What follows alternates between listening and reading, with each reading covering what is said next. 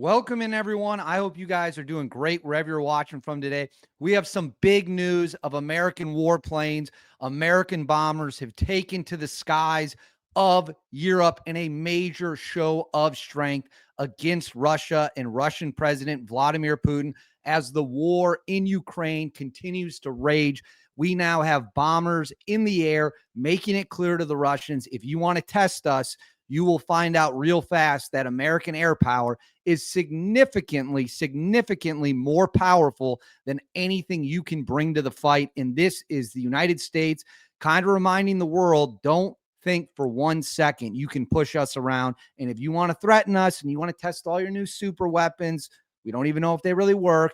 Trust us when we say we will come for you, we will hunt you down, and we will win because our gear, our equipment, our technology, our warplanes, our Air Force are certainly far more advanced than the Russians. Before we get into exactly what is happening with the bombers in the air, please make sure to like and subscribe. Totally free. Cost you guys absolutely nothing at all. Huge boost to the channel. Comment with your thoughts below. What do you think about American bombers being in the skies, American warplanes being in the skies of Europe? Let me know in the comments below. Hit that notification bell. All notifications turned on. You won't miss a thing. And then right here, Instagram, David_Hookstead, X, D Hookstead. That's where you can find me on social media. My DMs are wide open. Feel free to reach out with any questions or tips you have. If you have a cool piece of information you want to let me know, please reach out there. Now, let's get into it. The United States, NATO, Russia, Ukraine continue to be on an escalation ladder upward. All the viewers of the show know this. All the viewers who tune in regularly, you know the situation with Russia is getting much worse. It is not getting better. In fact, it looks like it's going to escalate much further before it de-escalates. You have the war in Ukraine that continues to rage, with Ukraine and Russia carrying out missile and drone strikes against each other deep into the other's territory. Russian energy and oil infrastructure is being pummeled by the Ukrainians, and they are doing it with the assistance of the United States of America, with the assistance of our intelligence apparatuses, which are giving them targeting information and telling them what to strike. At the same time, you have Russia regularly violating NATO airspace. They did it twice with fighter jets, once in Lithuania, once in Estonia. President Donald Trump made it crystal clear he wants those planes shot down. They've done it with drones at this point, too many times to count, including all the way in Belgium over a site that houses American nukes. I believe it houses B-61 nukes, which of course are the nukes that you would drop from a plane. They flew drones over the nuke site to spy on it. And finally, the United States is deciding to put Russia in their place and remind them that, yeah, you're bogged down in Ukraine right now. What do you think is going to happen if you have to fight us in the strength of the U.S. military? So I want to put this on the stage. This is a B-52 that flew right up above Belarus to Finland. And we have another picture that'll show you even more. It says, following a simulated strike mission by NATO air forces against Russia today over Eastern Europe, the B-52H Stratoforce long-range strategic bomber assigned to the U.S. Air Force 96 Bomb Squadron 2nd Bomb Wing is returning to Moron Air Base in Spain, while the NATO E-3A Sentry airborne early warning and control aircraft, alongside half a dozen aerial refueling tankers and fighter jets from Britain, Finland, France, Sweden, and other allies, are returning to their own respective air bases across Europe. So what you're seeing here is the B-52. That is the flight path on the simulated bombing run. So it took off from Spain, flew out, met up with the escort planes, the refuelers, the fighter jets, and then flew up as if it was going to do a bombing run on Russia, and then it flew back. So I will put this right up here.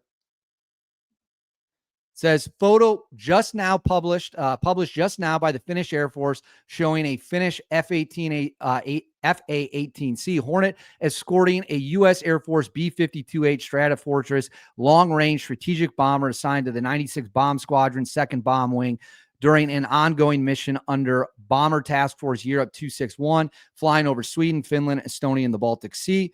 So right there, you can see the bomber. You can see the bomber right there. Right here below it is the F-18, the Finnish F-18 escorting our bomber, escorting our boys in the bomber as they did this practice bombing of Russia. And then right here You have another look at the flight. Notice how close they are to Russian territory. They're right on the border of Russian territory. It says after taking off early today from Iran Air Base, a B-52 is currently on mission over Estonia at points flying less than 40 miles from NATO's border with Russia, while passing earlier over Sweden and Finland. Now, this is an important thing to note, because where did the Russians fly their fighter jets? They flew them into Estonia. They flew them into Estonia to intimidate the United States of America, to try to send a message to the USA and NATO. We can violate your airspace and there's nothing you can do about it. So how is America responding? We're flying B-52s into Estonian airspace. We're letting them know, hey, you want to fly your MiGs in here? Check out this beautiful big bomber we have. Check out this massive bomber that can drop 70,000 pounds of ordnances. You fly your jets into Estonia, we'll fly our bombers into Estonia, and we'll remind you which country here is going to kick whose ass if it comes to it. So put this on the screen. This is a bigger look of all the aircraft, all the warplanes that were in the sky. You've got multiple planes, and this is not just for the training mission. Some of these are spy planes that are out currently spying on the Russians, spying on Russian submarine locations.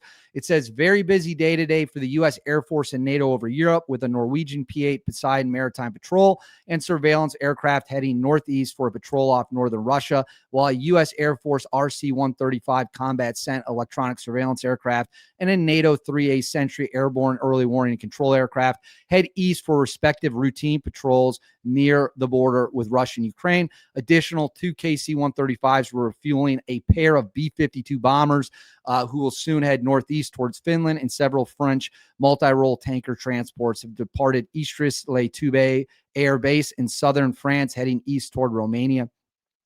Put this on the screen for you. So right there,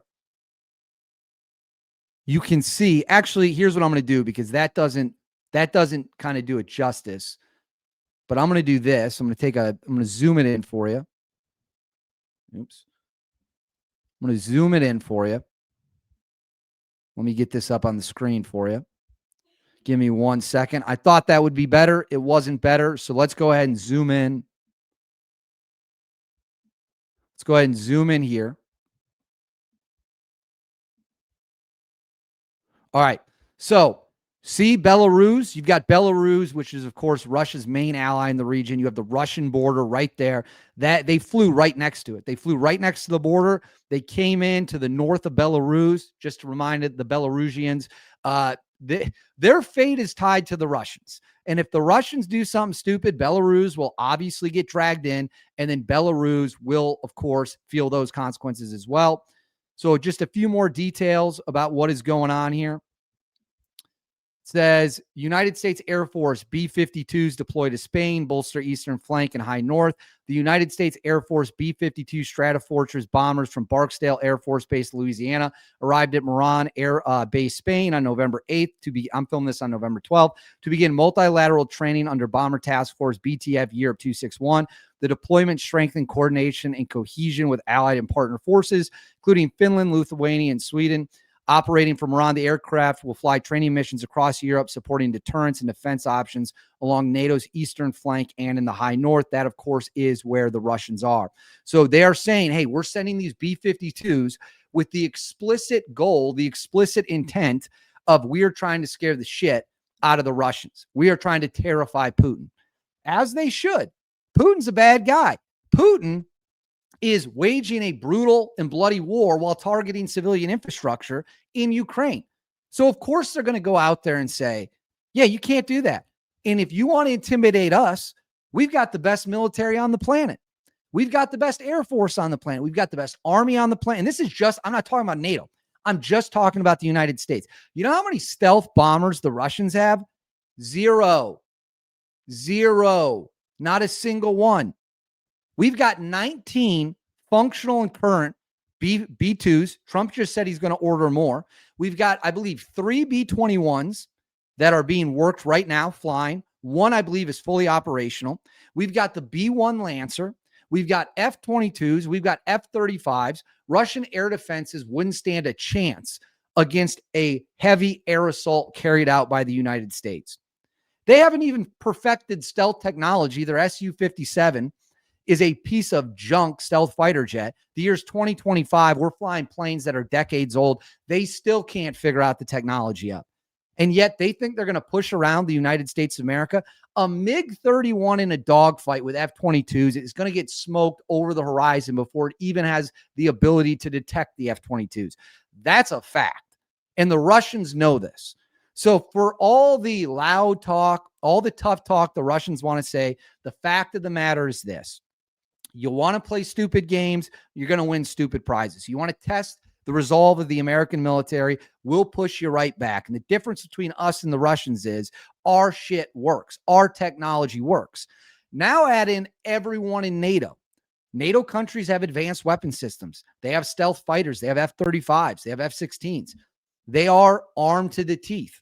And while Russia has a lot of manpower and can manufacture artillery and things of that nature, no question about it, in a high-tech conflict, they are going to get smoked against NATO and the United States of America. And at that point, of course, they would probably threaten to use nukes, and then all bets would be off. That's the reality of the situation. But this is sending a message to Putin. This is sending a message to the bad guys. You want to test us, we'll test you right back, and our gear is way better than yours. But I want to know what you guys think. Let me know in the comments below. What do you think of this training operation? How do you think it impacts the situation? What do you think Putin will do? Let me know in the comments below. Please make sure to like and subscribe. Totally free. Cost you guys absolutely nothing at all. Huge, huge, huge, huge boost to the channel. Hit that notification bell. All notifications turned on. You won't miss a thing. And then right here, Instagram, David_Hookstead, X, D Hookstead. That's where you can find me online. My DMs are wide open. Please reach out with any tips you have. I'll see you all next time.